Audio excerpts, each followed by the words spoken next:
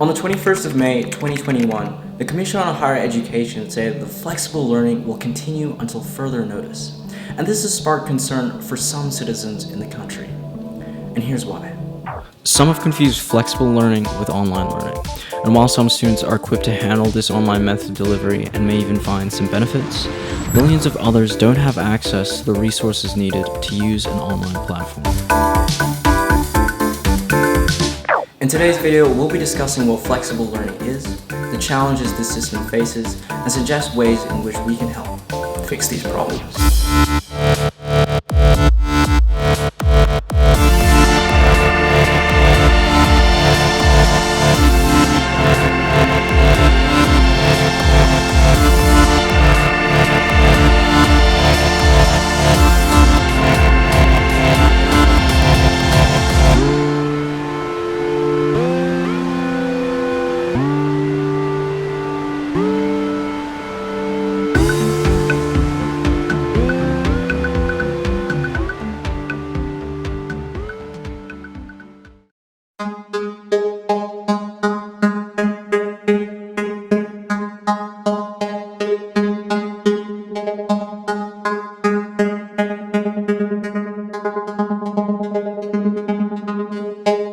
The Commission on Higher Education created the following 3-paragraph definition for flexible learning, but it's essentially an education delivery approach which is tailored by instructors to best suit the needs of their students. One upside of flexible learning is that it allows students in higher level institutions to continue with their education while reducing the health risks involved in traditional in-person classes. However, this shift in teaching styles and its reliance on online connectivity could potentially have long-term negative effects. In 2019, approximately 30 million people did not have access to the internet in the Philippines, and this group is likely composed of lower income earning individuals. While flexible learning does encompass both online and physical methods, it still means that students who form a fraction of this population have a significantly more difficult time accessing instructors and learning materials. This in turn reduces the likelihood of obtaining a quality education and could deter these students from finishing their degree and limit their future employment opportunities. In a study conducted in 2015, it found that mothers in the Philippines who had secondary schooling or higher were more than 4 times as likely to want their child to go to college, which made their children 22% more likely to complete a higher education.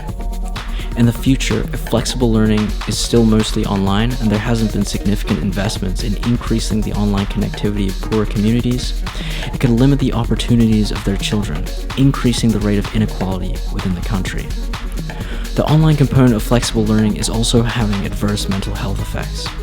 In a survey published in 2021 conducted on 3,670 medical students in the Philippines, found that under prevailing conditions, only 41% considered themselves physically and mentally capable of engaging in online learning. This statistic demonstrates the mental toll the online component of flexible learning is having on students, and it raises questions of how this method could affect the graduation rate as well as graduate effectiveness in the respective disciplines at higher learning institutions. With less students enrolled in university courses, one could argue that it reduces the general population's ability to critically think. This is because while this skill can be obtained outside of college, multiple studies suggest that critical thinking is developed significantly when participating in higher learning.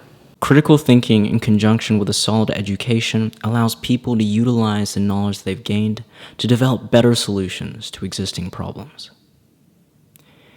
It also creates an environment where the best solutions that may require substantial sacrifice are more readily adopted because the wider population understand how it works and why the benefits outweigh the costs.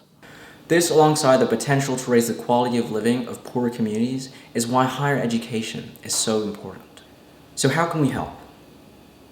As of now, what can be done to transition to a more in-person based class system is limited. However, if you have the means, you can help poorer students by donating to university scholarship funds. While this doesn't necessarily address all the challenges, it does allow more students to gain access to the essential resources to complete a degree. And if you could just help one, maybe in the future that one person helps another. And little by little, through consistent acts of generosity and a shared desire to improve the social welfare of all citizens, we'll see our nation change. like water carving out a canyon, the changes will take time. But because of the commitment and consistency, it also means that the changes will be here to stay.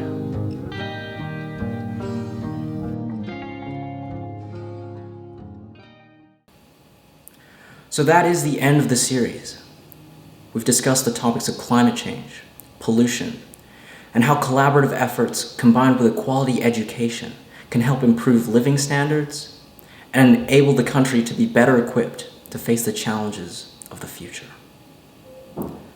I hope these videos have helped raise your awareness of these issues and have helped reinforce the idea that together we can make the country better. If it did, I hope you consider sharing these videos. But more importantly, I hope you share your light of optimism with others. Because like a beacon, it's up to us to light the way. As bright as we can, for as long as we can, so that ships can navigate in these uncertain times. And while the ships of our day may not make it through the storm, maybe it will be enough to guide the next fleet, until the skies clear and reveal the stars which point to a prosperous destination.